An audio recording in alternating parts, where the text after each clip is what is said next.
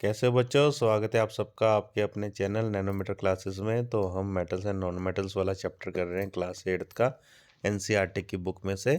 आज हम जो अगला टॉपिक शुरू करने जा रहे हैं वो डिस्प्लेसमेंट रिएक्शन का है। बेसिकली डिस्प्लेसमेंट रिएक्शन में क्या होता है कि रिएक्टिविटी सीरीज आपने पढ़ी होगी, नहीं पढ़ी तो मैं आगे आपको दिखाऊंगा। रिएक्टिविटी सीरीज में जो हाईली रिएक्टिव मेटल होते हैं ना, वो अपने से छोटे वाले मेटल को उसकी जगह से हटा के खुद उसकी जगह पे आके स्टेबल हो जाते हैं, ठीक है। और इस प्रोसेस को हम डिस्प्लेसमेंट रिएक्शन कहते हैं। यानी डिस्प्लेसमेंट रिएक्शन में क्या हुआ, जैसे सपोज कीजिए एक 10th क्लास का बच्चा है और एक 4th क्लास का बच्चा है। तो 10th क्लास का बच्चा खड़ा है और 4th क्लास का बच्चा बैठा हुआ है। तो वो 10th क्लास का बच्चा क्या करेगा, अपनी जोर लगा के पावर दिखा के उस बच्चे को 4th वाले को वहाँ से उठा देगा और खुद उसकी जगह पे बैठ जाएगा। तो उसी तरीके से हमारे मेटल्स भी होते हैं जो हाईली रिएक्टिव होते हैं, जिनके पास ज़्यादा पावर होती है। तो वो अपने से कम ताकतवर जो पावर मेटल होता है, ताकतवर मेटल, उसको उसकी जगह से हटा के खुद उसकी जगह पे आके बैठ जाते हैं। तो इस चीज़ को कहते हैं डिस्प्लेसमेंट रिएक्शन, ठीक है। Recall the reactivity of the reaction between copper sulphate and iron that you. देखो ये कह रहा है कि आप रिकॉल कीजिए एक्टिविटी जो कॉपर सल्फेट और आयरन के बीच में थी, that you perform in a class 7th, जो आपने 7th क्लास में पढ़ी है। Okay, let us observe some more reaction of that kind. तो चलिए हम उस जैसे कुछ और रिएक्शंस के बारे में भी पढ़ेंगे और ऑब्जर्व करेंगे। एक्टिविटी 4.8 देखिए। टेक 5, देखो टेक 500 ml बीकर्स। हमने 5 बीकर लेने हैं, यानी कि 5 कांच के बर्तन लेने हैं, जिसके और नाम हमने A B C D and E रख देना है, ठीक है। Take about 50 ml of water in each beaker, और हर बीकर में हमने 50 ml पानी डाल देना है। Dissolve in each beaker a tea spoon of each substance of indicate figure 4.6। फिर कहता है कि पहले तो हमने हर बीकर में 50 ml पानी डाल दिया, ठीक है। अब 50 ml पानी डालने के बाद क्या करना है, हमने 1 टीस्पून फुल क्या डालना है, जो नीचे 4.6 में दे रखा है वो डालना है। तो देखिए 4.6 का ए देखिए, 4.6 का ए देखो, ए वाले बीकर में हम डालेंगे कॉपर सल्फेट यानी CuSO4 प्लस जिंक के ग्रेन्यूल्स। ग्रेन्यूल्स क्या होते हैं बेटा, छोटे छोटे गोल गोल, जैसे आपने बोनवीटा पिया उसमें छोटे छोटे गोल गोल क्रंची क्रंची से दाने होते हैं ना, उन्हें ग्रेन्यूल्स कहते हैं। यानी बीकर ए में हमने कॉपर सल्फेट डाला और जिंक के ग्रेन्यूल्स डाले। बीकर बी में क्या डाला, कॉपर सल्फेट डाला, अगेन CuSO4, और इसमें आयरन नेल। आयरन नेल क्या होती है, कीलें, जो कीलें होती है ना, जो कारपेंटर यूज़ करता है लकड़ी में ठोकता है, वो वाली कील है। फिर बीकर सी में जिंक सल्फेट डाला, यानी कॉपर की टर्निंग्स डाले उसके अंदर, यानी कॉपर के टुकड़े छोटे छोटे। बीकर डी में आयरन सल्फेट डाला FeSO4, जिसमें अगेन हमने कॉपर के छोटे छोटे टुकड़े डाले। बीकर ई में हमने जिंक सल्फेट डाला, जिसमें अगेन हमने लोहे की कील डाल दी। अब देखो ये फिगर 4.6 एंड 4.B दोनों में डिस्प्लेसमेंट रिएक्शन नजर आएगी आपको। चलिए देखते हैं, ऊपर जाके पढ़ते हैं। तो देखिए, keep the beaker undistributed for a some time, और sorry undisturbed for a some times. वो कह रहा है कि अब ये A B C D E जितने बीकर है, हमने इसमें अलग अलग केमिकल्स और धातु डाल दिए। अब इसे अनडिस्टर्ब यानी इसे छेड़ो मत, ऐसे ही पड़ा रहने दो थोड़ी देर के लिए। Record your observation in A notebook, और एक नोटबुक ले लीजिए, उसमें आप अपनी ऑब्जर्वेशंस को रिकॉर्ड करना शुरू कर दीजिए। अब आप ध्यान से देखिए यहाँ पे हुआ क्या, zinc sulphate and ferrous sulphate. तो कायदे में ये जो थे, ये अपनी जगह से डिस्प्लेस होके दूसरे की जगह पे आ चुके हैं, ठीक है। और इसी को हम डिस्प्लेसमेंट रिएक्शन कहेंगे। तो देखते हैं, what change do you observe in a various beakers. अब वो कहता है कि जो 5 के 5 बीकर्स है, आपने उसमें से क्या ऑब्जर्व करा change. You have read that one metal displace another metal from its compound in aqua solution.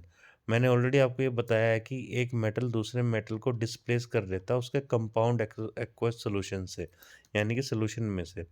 In beaker A zinc replace a copper from copper sulphate and become क्या, देखो पहले वाले में क्या होगा, जिंक था ना जो हमने डाला था, जिंक कॉपर सल्फेट को में से कॉपर को हटा देगा और खुद जिंक सल्फेट बन के वहाँ पे बैठ जाएगा, ठीक है। That is why blue colour of copper sulphate disappear and a powdery red mass of copper is deposited at the bottom of the beaker, and the reaction can be represented as follow। तो देखिए बेटा, copper sulphate था, उसमें हमने zinc के granules डाले थे। अब क्या हुआ, ज़िंक सल्फेट की जगह जाके अटैच हो गया, यानी ज़िंक सल्फेट बन गया और जो कॉपर है वो अपना बेचारा अलग आ गया। तो देखिए इसे कहते हैं डिस्प्लेसमेंट ट्रैक्शन, यानी ज़िंक जो है वो कॉपर से ज़्यादा ताकतवर है, ज़्यादा मजबूत है और उसने कॉपर को उसकी जगह से हटा के खुद उसकी जगह पे आके बैठ गया। तो इसको बोलेंगे हम zinc sulphate. You can write down the reaction taking place in beaker B in a similar manner. तो बेटा आप beaker B C D E सब की लिख सकते हो इसी तरीके से, बस डिस्प्लेस ही करना है, ठीक है, एक मेटल को।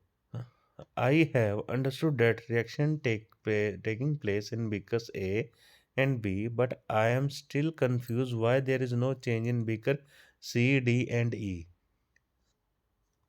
आपने देखा कि बिकर ए में भी डिस्प्लेसमेंट हुई, बिकर बी में भी हुई, लेकिन सी डी ई में कोई डिस्प्लेसमेंट नहीं हुई। इसका कारण, there could have been a displacement by zinc by copper in beaker C, by iron in beaker E, similarly iron could be displaced by copper in beaker D.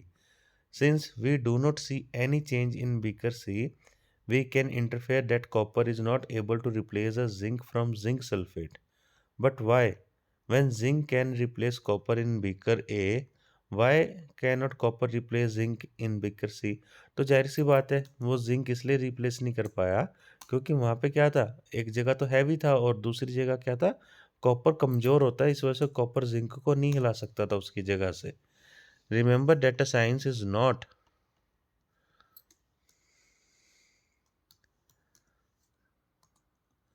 Arbitrary, it follow the definite rules based on facts.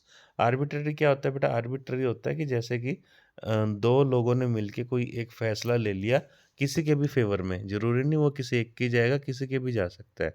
Arbitrary मतलब अपनी इच्छा से फैसला ले लेना। तो अगर it follow the definite rule based on facts, अब साइंस जो है ये रूल्स के आधार पर और फैक्ट्स के आधार पर चलती है। And the rules here is zinc is more active than copper and iron. और रूल यहाँ पे ये कहता है कि बिकर सी में कोई चेंज क्यों नहीं हुआ, डी में क्यों नहीं हुआ, ई में क्यों नहीं हुआ, क्योंकि जो जिंक होता है ना वो कॉपर और आयरन से ज़्यादा ताकतवर होता है। A more reactive metal can replace a less reactive metal, और जो मोर रिएक्टिव मेटल्स होते हैं ना वो लेस रिएक्टिव मेटल्स को रिप्लेस करते हैं। But a less reactive metal one can not replace a more reactive metal. और जो लेस रिएक्टिव मेटल होता है बेटा ये कभी भी मोर रिएक्टिव को रिप्लेस नहीं कर सकता। यहाँ पे आप एग्जांपल मोर एंड लेस की क्लास 10th और क्लास 4 के बच्चे को लेके ले सकते हैं। जो क्लास 10th का बच्चा है वो मोर रिएक्टिव मेटल है और जो क्लास 4th का बच्चा है वो लेस रिएक्टिव मेटल है। अब बताइए क्या क्लास 10th का बच्चा बैठा है और वो क्लास 4th का बच्चा उसे धक्का दे दे के उठा के भगा के उसकी जगह बैठ सकता है? कभी नहीं बैठ सकता।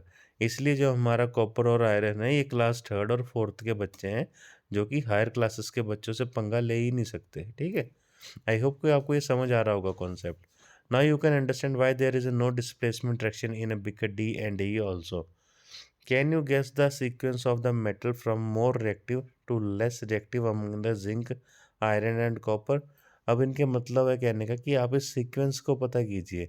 ये सीक्वेंस क्या है, अभी सबसे पहले जिंक है, फिर उसके बाद कौन होगा, कॉपर होगा, फिर उसके बाद आयरन होगा। इस तरीके से ये सीरीज में असेंडिंग ऑर्डर होता है ना, जैसे असेंडिंग डिसेंडिंग ऑर्डर है, इस तरीके से ये सबसे हाईली रिएक्टिव मेटल को पूछ रहे हैं, फिर उसके बाद लेस रिएक्टिव मेटल, फिर उसके बाद उससे ज़्यादा लेस रिएक्टिव मेटल को। 4.3 देखते हैं, use of metal and non metals. अब बेटा देखो मेटल्स एंड नॉन मेटल्स के डिफरेंसेस पढ़ लिए, क्वालिटीज़ पढ़ ली, इनके रिएक्शंस पढ़ लिए, सब कुछ पढ़ लिया। अब बेटा इनके यूजेस भी पढ़ लो, ठीक है, मेटल का क्या यूज़ है, नॉन मेटल का क्या यूज़ है। You should be able to guess why the metals are use in making a machinery. अब बेटा आप गेस लगा सकते हो कि मशीन बनाने में, मशीनें बनती हैं, देखो लोहे की मशीन होती है, स्टील की मशीन होती है, कॉपर की मशीन होती है, अलग अलग मेटल का अलग अलग मशीन में अलग अलग तरीके से पार्ट्स बनाने में यूज़ किया जाता है। ऑटोमोबाइल्स, यानी कि ऑटोमोबाइल क्या होते हैं, जैसे कि आपकी गाड़ी मोटरसाइकिल ये सारे हो गए, ठीक है। एरोप्लेन्स आपको पता ही उड़ने वाला, ट्रेन्स होगी, सैटेलाइट होगी, इंडस्ट्रियल गैजेट्स। इंडस्ट्रियल गैजेट्स क्या होते हैं, इंडस्ट्रीज़ में यूज़ होने वाली छोटे छोटे से पुर्जे या मशीनें। कुकिंग यूटेंसिल्स यानी आपके बर्तन। वाटर बॉयलर्स, पानी उबालने वाले बड़े बड़े कंटेनर्स होते हैं, उन्हें वाटर बॉयलर्स कहते हैं। Extra, you can also familiar with the use of some non metals. आप कुछ नॉन मेटल्स के साथ भी फेमिलियर है। Here are some interesting ones. We are sure that you will guess them are right. कहते हैं हम अब आपको कुछ नॉन मेटल्स ऐसे बताने जा रहे हैं जिसके बारे में आप 100% जानते हैं पहले से ही। नॉन पहला पॉइंट पढ़ते हैं। Non metal is essential for our life with which all living beings inhale during a breathing. तो बेटा क्या है? ऑक्सीजन, ठीक है, कार्बन डाइऑक्साइड। तो ये सारे क्या होते हैं हमारे? ये सारे के सारे हमारे मेटल्स एंड नॉन मेटल्स के पार्ट होते हैं, ठीक है। Non metal use in a fertiliser that you can enhance the growth of plant. तो नॉन मेटल्स हमारे NPK, nitrogen, phosphorus and potassium again इसमें यूज़ होते हैं। Non metal use in a water purification process, ठीक है, तो वहाँ पे हमारा क्लोरीन यूज़ होता है, ठीक है, ऐसे बहुत चीज़ें यूज़ होती हैं। Non metal use in a purple colour solution which applied to the wounds and antiseptic. यहाँ पे हम यूज़ करते हैं बीटाडीन, ठीक है, आयोडीन से बना होता है, बीटाडीन कहते हैं उसे। Non metal use for a crackers. देखो क्रैकर्स में क्या होता है? बम बनाते हैं ना पटाखे, उसमें मसाला डलता है, वो भी नॉन मेटल्स होता है, यानी कि पोटाशियम। तो चलिए पढ़ते हैं। You may add some more uses of the metals and non metals from your experiences.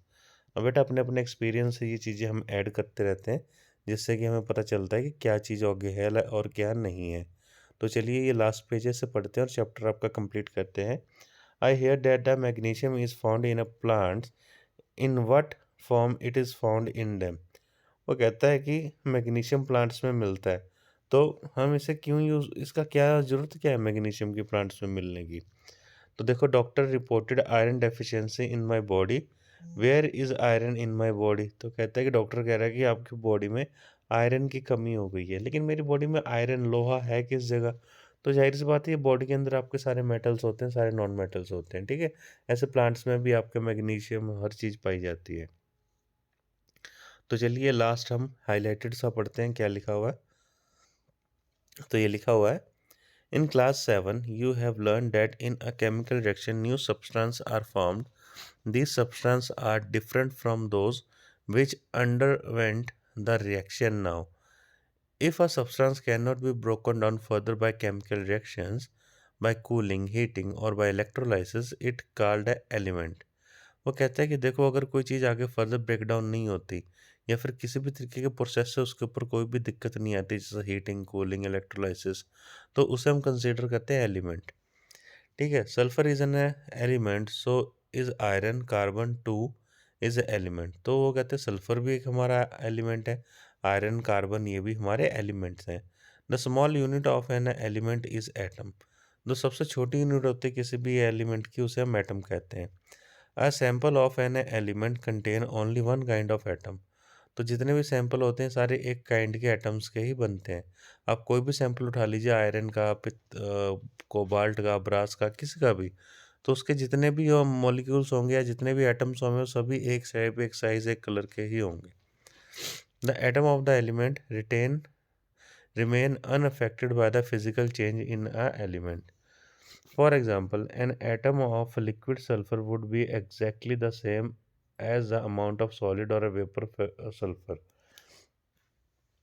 तो ये कहना चाह रहा है कि अगर आपका लिक्विड सल्फर है और अगर आप उसको वेपर फॉर्म में कर देते हो, यानी कि पहले वो लिक्विड है, अब वो भाप बन गया, तो स्टीम फॉर्म में, वेपर फॉर्म में भी आप देखोगे तो उसका एटम सेम ही दिखेगा आपको।